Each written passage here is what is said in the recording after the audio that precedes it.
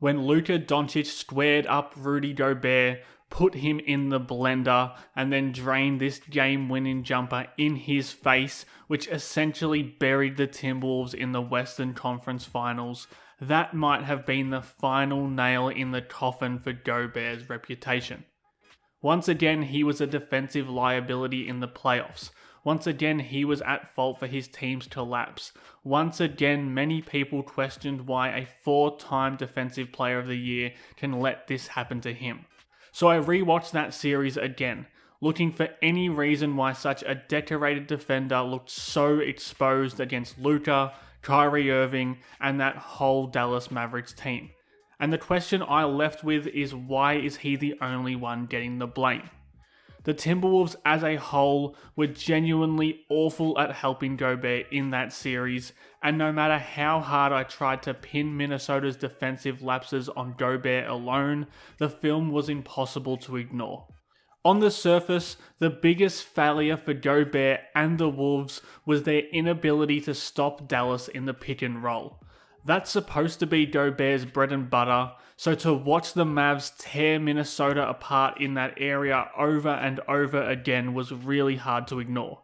So it's just really easy to hurl the blame at Gobert when you watch these clips.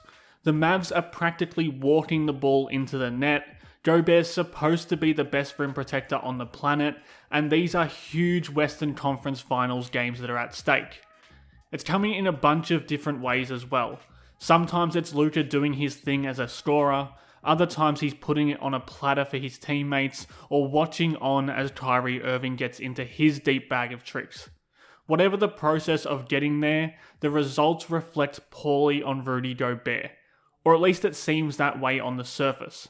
So what we're seeing is a lot of this, where Rudy Gobert is sitting off the screen in a shallow drop coverage, and that's giving Luka the space to get over the screen and have this huge lane to work in, and Gobert is just standing there helplessly as he gets embarrassed again.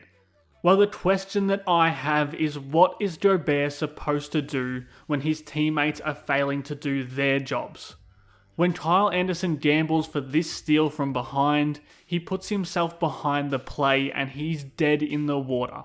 And because Luka is so crafty and so strong, he's able to keep a defender on his back and then put the rim protector in this impossible situation here, where he has an unguarded Luka Doncic in front of him and then a rolling Derek Lively behind him. When Gobert chooses to step up to stop Doncic, Lively is there to catch any lob behind him, and Gobert is the one who gets the blame. This time it's Kyrie. Again, Edwards is clipped by the screen, and right away that puts him in this death position where he's too far behind, while Gobert is stuck in the middle here, where he has to choose between stopping the drive and stopping the lob. And if you think it looks bad when Gobert does step up to the driver and gets that lob caught on his head, it looks even worse when he stays with that lob threat and lets Doncic casually stroll into an open floater. Minnesota's point of attack defense had been the best in the league prior to that series, but they point blank didn't show up against Dallas. And while Gobert certainly didn't put up anything close to his best defensive performances throughout the series, he was constantly left on an island in the middle of the floor, trying to put out the fires that his teammates ignited by not being able to stay attached to the ball handler. You can see on this possession how things might have looked a little different with better team defense. McDaniels does a better job of staying on Luka's hip on the ball screen, and then Naz Reid is coming in with gap help so that they have two on the ball and Gobert can still stay with his man. They get the turnover there, and more importantly, they close off the middle of the floor and force Luka to kick the ball out. Again, McDaniels gets over this screen. That allows the defense to reset and Gobert to sink into that drop coverage without a straight line drive coming directly at him. Now when Doncic is here, his roll man is static and not behind that drop coverage defense. But those possessions were few and far between. So then I guess the question is, why didn't Minnesota get out of drop coverage and force the ball out of Luka and Kyrie's hands? Well, they tried that too, and it was a total team defense letdown again. Here's Gobert coming up to the level to meet Luka, but that means Edwards is the low man and he can't let Lively just push past him and get to the front of the rim for an easy bucket. It doesn't matter what Gobert does there if nobody's doing their jobs behind him.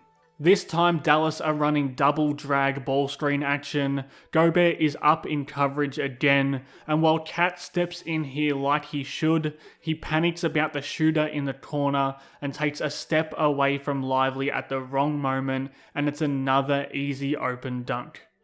Now don't get me wrong, Gobert wasn't at his best in this series.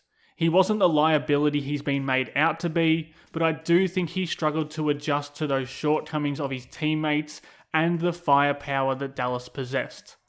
Like, it's not ideal that McDaniels can't stay connected on this screen or that Towns is a traffic cone here, but when Gobert decides to come forward here, he needs to commit to impacting this shot rather than letting Kyrie drift into an open gimme. Because he was so often stuck between a rock and a hard place due to his teammates struggling defensively, Gobert seemed super hesitant when he was called on to be decisive and make the kind of plays we saw him make all season long and even in the first 2 rounds of the playoffs. Here's a great example of how Gobert and his teammates just couldn't cope. It seems like they're supposed to be switching this double drag action with Cat coming up onto the ball and Ant peeling back to PJ Washington while Gobert sticks with Gafford the roll man. Instead, what happens is Ant chases the ball, Cat gets picked off by the screen, and Gobert is left having to both protect the rim here and potentially cover his man who's sprinting to the corner. And even then, when everybody folded around him, he still needs to do more than this when Lucas strolls into the paint. No matter where Minnesota put Gobert or what he did in those positions, the Mavericks ripped Minnesota apart due to Minnesota's inability to defend around their defensive player of the year, and most importantly, they simply couldn't game plan for the genius of Luka Doncic and Kyrie Irving. Gobert's often turned into a meme in the postseason, and we've seen in the playoffs that he can be rigid and hard to build around, but this series wasn't lost because Rudy Gobert couldn't stay on the floor defensively or somehow became a defensive liability.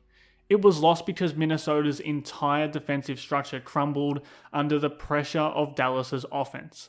And that's not even mentioning how Minnesota themselves struggled to conjure up any sort of offensive rhythm on the other side of the floor. If they're going to win the championship this upcoming season, those are the mistakes they need to learn from, not by moving on from one of the greatest defensive bigs of our generation. Thanks again for watching Howls and Growls. Please subscribe for more.